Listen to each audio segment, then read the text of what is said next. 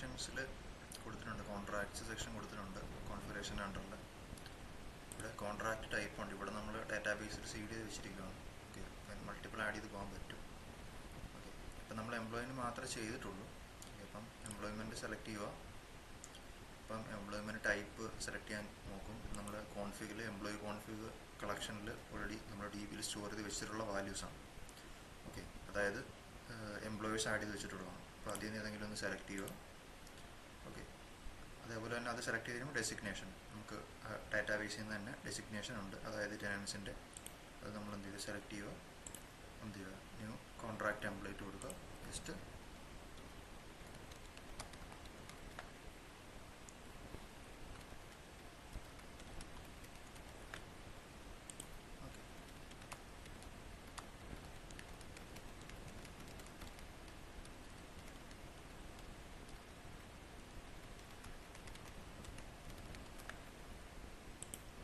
Save ചെയ്യുക.